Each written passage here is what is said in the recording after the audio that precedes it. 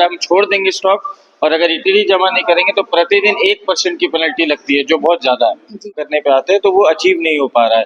दुकानों में stock pile up होते जा रहा है। स्टॉक हर दुकानों में करोड़ों का स्टॉक पड़ा हुआ है। जो पुराने लोग हैं जैसे चलाते हैं, सेफ्टी का ध्यान रखते हुए, सिक्योरिटी का ध्यान रखते हुए अपनी दुकानें चलाते हैं।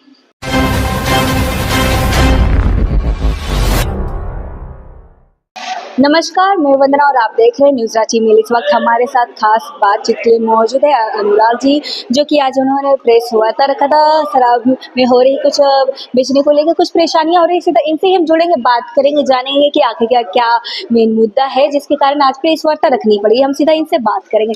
सबसे पहले आपका हमारे चैनल में स्वागत। थैंक यू जी, आज आपने प्रेस वार्ता रखा, मेन उद्देश्य क्या था आपकी प्रेस वार्ता रखने की? हमारा प्रेस वार्ता रखने का मेन उद्देश्य था कि जो हमें दिक्कतें हो रही है शराब व्यवसायी को यहाँ रांची में दुकान चलाने के लिए, उसके लिए प्रेस वार्ता रखा गया था। और जो टारगेट हमें दिया गया है सरकार की ओर से, वो अचीव नहीं हो पा रहा है। वो इन अनरियलिस्टिक टारगेट्स हैं जो पेपर में है, और जब आप फ्लोर पे काम करने पे आते हैं तो वो अचीव नहीं हो पा रहा है।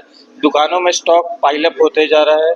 स्टॉक हर दुकानों में करोड़ों का स्टॉक पड़ा हुआ है जो बिक्री नहीं हो रहा है। और अभी आने 1 अप्रैल से 10% की वृद्धि की जाएगी।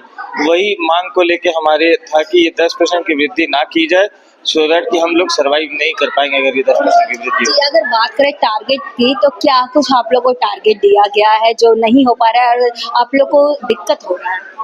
ये हर दुकान का अलग अलग टारगेट है, जो एमजीआर बोलते हैं, जैसे अलग अलग एमजीआर दिया गया, हर दुकानों का अलग अलग है। और करीबन 90 से 95% दुकान रांची की टारगेट अचीव नहीं कर पा रही है।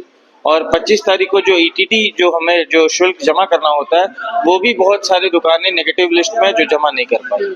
तो कैसे आप इन चीज़ों को देखते हैं और इसके लिए आप लोग अभी तक क्या निर्णय लिया और आप क्या डिसीजन ले रहे हैं, क्या रणनीति बना रहे हैं आप लोग? हम लोग यही रणनीति बता रहे हैं, सरकार से हम लोग बातचीत कर रहे हैं, कमिश्नर सर से भी बात कर रहे हैं, सेक्रेटरी सर से भी बात कर रहे हैं, और भी मंत्री जी से भी बातचीत चल रही है कि ये जो वृद्धि है इसको ना की जाए, और एक बार रिवीजन ऑफ कोटा किया जाए, और रिवीजन करके जो उक्त कोटा है जो बिकने लायक है उसको हमें टारगेट दिया जाए और रिवाइज किया जाए। जी, तो क्या अभी तक आप लोग को क्या कुछ मतलब पॉजिटिव इन्फॉर्मेशन मिला या नहीं मिला, कुछ नोटिस मिला? नहीं, अभी तक तो वैसा कुछ नहीं मिला है। हम लोग अपना प्रयास जारी है। अब देखिए इस प्रेस वार्ता के बाद क्या कुछ निर्णय निकल के आता तो आपने मतलब आपके समर्थन में अभी तक कोई लोग आए या नहीं आए, या फिर किसी ने हामी भरी? है। हमारे जितने रांची के रिटेलर है सब हमारे साथ है, हमारे साथ है, और सबकी ये ऐसा मतलब सब सिचुएशन ऐसे हैंडल कर रहे हैं। जी, अगर हम बात करें जैसे कि आप लोग शराब विक्रेता है, तो ऐसे में आप लोग के लिए सबसे बड़ा चैलेंजिंग क्या होता है? क्योंकि ऐसे तो शराब के लिए लाइसेंस दिया गया है, बट बहुत सारी चीज़ें होती है जो उसको आप लोग को फेस करना पड़ता है, क्या होता है वो? तो ये शराब व्यवसाय थोड़ा टफ जॉब है, ये कोई इजी टास्क नहीं है। वैसे में ही हम पुराने लोग हैं जैसे चलाते हैं, सेफ्टी का ध्यान रखते हुए, सिक्योरिटी का ध्यान रखते हुए अपनी दुकानें चलाते हैं। और इसमें वैसा कोई वो नहीं है। शराब हमने सरकार से मिलती है, हमें सरकार शराब प्रोवाइड कराती है, हम उसे बेचते हैं और बीच का मुनाफा हमें मिलता है। जी, अगर देखा जाए जैसे कि बिहार में अगर शराबबंदी जैसी चीज़ें अगर झारखंड में भी हो जाए, जैसे कि यहाँ पे सरकार कहीं न कहीं आप लोग को सपोर्ट भी करती, झारखंड में भी ये चीज़ें अगर लागू हो जाती, फिर ये चीज़ों को आप लोग कैसे देखते हैं? फिर उसके बाद आप लोग फिर क्या करेंगे अगर ऐसा कुछ होता है तो?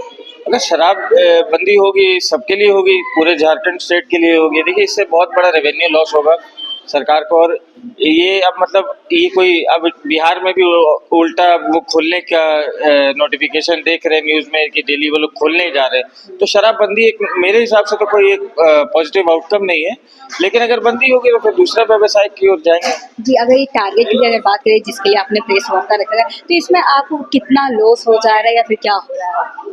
मैम हर दुकानों में रांची के करीबन 90 से 95% दुकानों में करोड़ों का स्टॉक पड़ा हुआ है। और हर महीने हमें खुद से घर से पैसे डालने पड़ रहे हैं स्टॉक को अपडेट कराने के लिए, क्योंकि अगर हम छोड़ देंगे स्टॉक और अगर ईटीडी जमा नहीं करेंगे तो प्रतिदिन 1% की पेनल्टी लगती है, जो बहुत ज्यादा है। जी, तो मतलब इस तरह से आप क्या चाहते हैं आप? हम चाहते हैं कि रिवीजन किया जाए एमजीआर को फिर से रिवाइज किया जाए और जिस जिला में, झारखंड में बहुत सारे जिला है, जिस जिला में कोटा कम है वहाँ थोड़ा बढ़ाया जाए और रांची में थोड़ा घटाया जाए, जी, मतलब इस तरह से मैनेज किया जाए। जी, बहुत बहुत धन्यवाद। ये थे हमारे साथ अनुराग जी, जो कि ये शराब विक्रेता है, और जैसा कि आपने सुना कि किस प्रकार से इनको बिजनेस करने में प्रॉब्लम हो रही है। इन्होंने सरकार से भी मतलब अपनी मांग की है। अब देखने वाली बात होती है कि क्या इनकी बातें सुनी जाती है या नहीं, या फिर इनकी जो बिजनेस है इसमें इनको लॉस ही देखने को मिलेगा, ये देखने वाली बात होगी। फिलहाल के लिए इतना ही। ऐसे अपडेट के लिए बने रहे न्यूज़ रांची मेल के साथ। धन्यवाद।